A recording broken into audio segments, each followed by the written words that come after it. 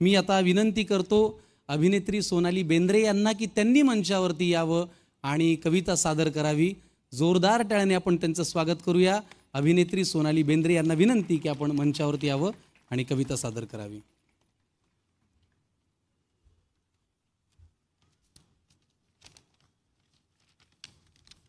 खूप मनापासून तुमचं स्वागत।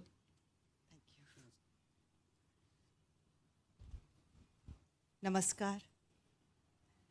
इथे उपस्थित सर्व मान्यवरांना माझा सप्रेम नमस्कार।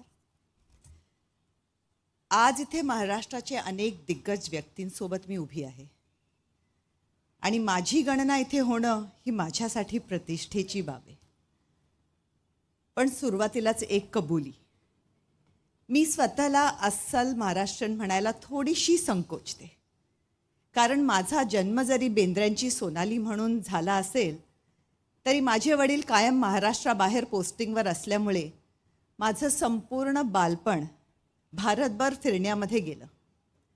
आम्ही इतक्या वेळा घरं बदलली की घरचा पत्ता लिहिण्याच्या आधी आम्ही पुढच्या शिफ्टिंगचा विचार करायचो।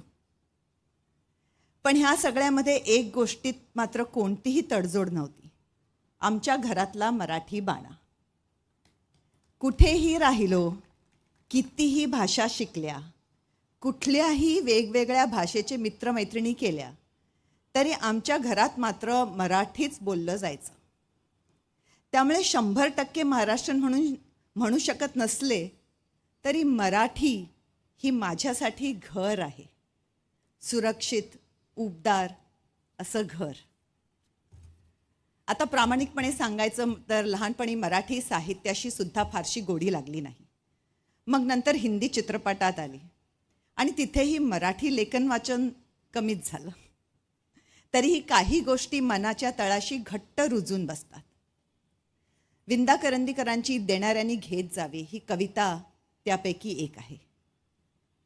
ही कविता म्हणजे फक्त शब्द नाहीत, ती एक मनाची अवस्था आहे, जगण्याचं एक दृष्टिकोन आहे।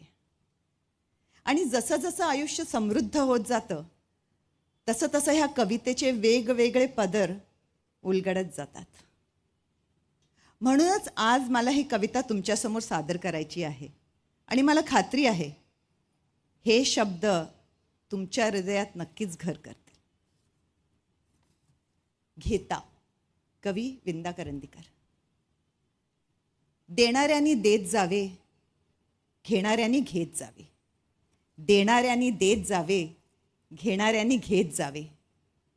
हिरव्या पिवळ्या माळावरून हिरवी पिवळी शाल घ्यावी, सह्याद्रीच्या कडाकडून छातीसाठी ढाल घ्यावी, वेड्या पिशा ढगांकडून वेडे पिसे आकार घ्यावे, रक्तामच्च्या प्रश्नांसाठी पृथ्वीकडून होकार घ्यावे,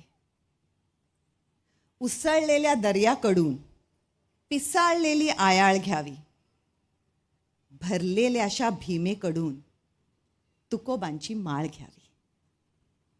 देणाऱ्यांनी देत जावे, घेणाऱ्यांनी घेत जावे, देणाऱ्यांनी देत जावे, घेणाऱ्यांनी घेत जावे, घेता घेता एक दिवस देणाऱ्याचे हात घ्यावे।